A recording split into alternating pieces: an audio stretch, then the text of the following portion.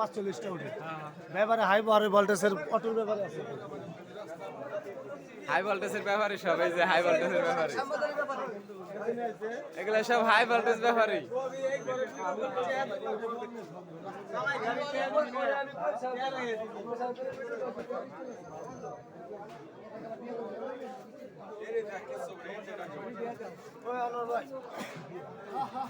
এই যে হলো